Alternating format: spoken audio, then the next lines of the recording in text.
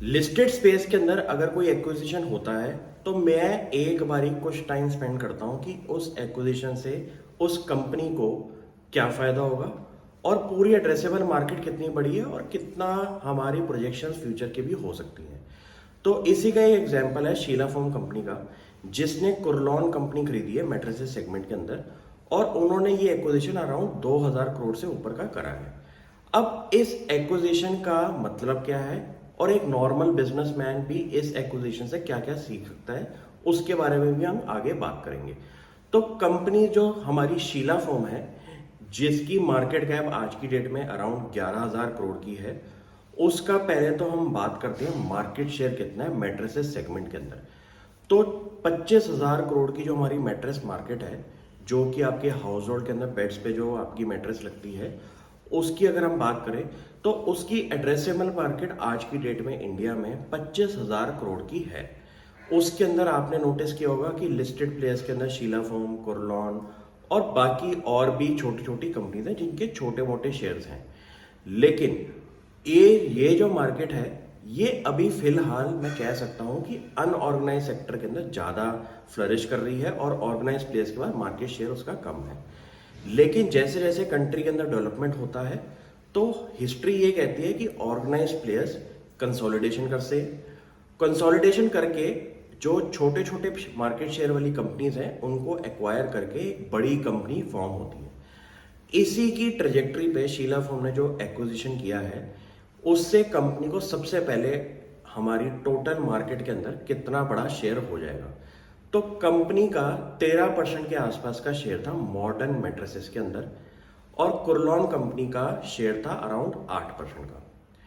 Company की presentation के अंदर उन्होंने ये बोला है कि जब दोनों कंपनीज मर्ज हो जाएंगी तो तकरीबन तकरीबन इन दोनों कंपनीज का शेयर 20% के आसपास का हो जाएगा पूरे इंडिया की मार्केट के अंदर। ये एक अच्छा कंसिडरेबल शेयर है, जहां पे आपके पास अब परचेजिंग पावर तो होगी और एक ब्रांड पावर भी एक कंपनी के पास आ जाएगी।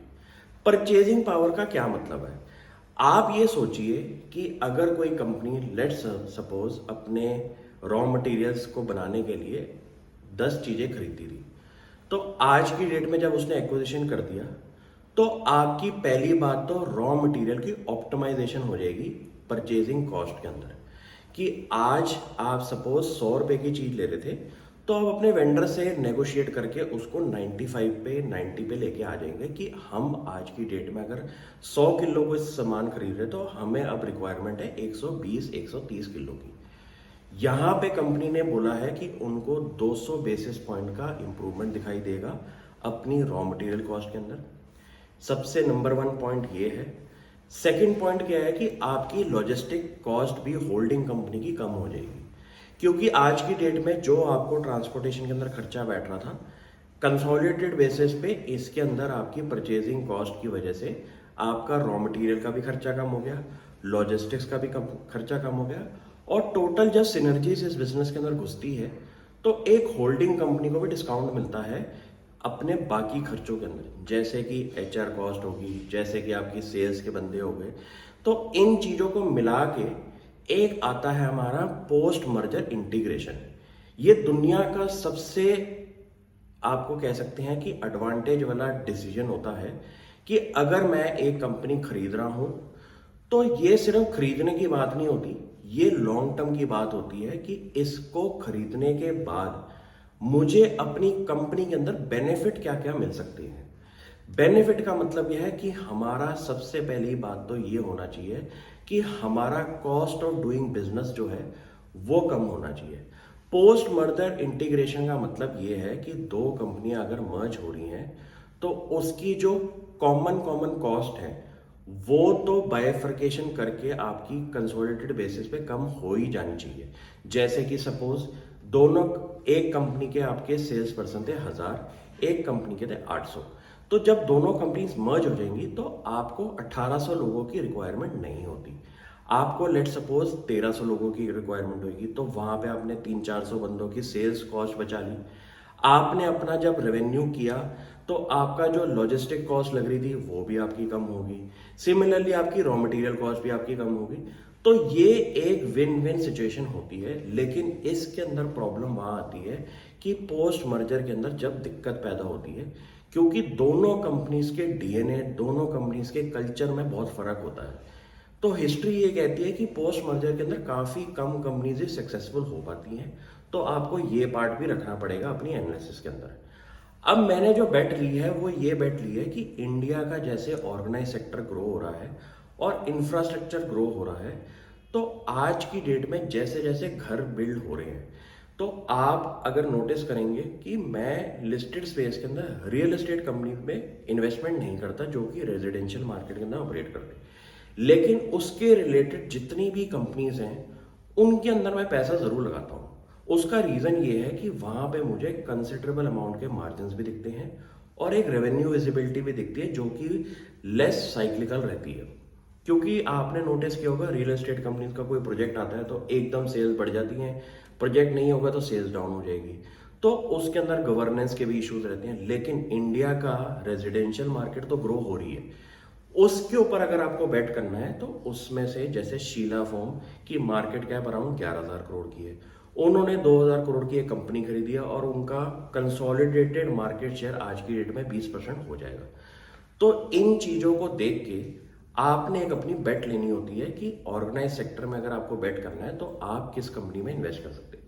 अब आप बात करते हैं यहाँ पे कंपटीशन की। इंडिया के अंदर कुछ ऐसे स्टार्टअप भी आपने नोटिस करे होंगे जिनका खूब मार्केटिंग हो रही है, जैसे वेकफिट करके कंपनी है, उन्होंने इंडिया के अंदर बहुत ज़्यादा अपना मार्केटिंग स्पेंड रखा हुआ है मैट्रेसेस के अंदर। ये ज़रूरी नहीं है कि कोई कंपनी अगर बहुत ज़्यादा मार्केटिंग कर रही है उनका प्रोडक्ट सही होगा।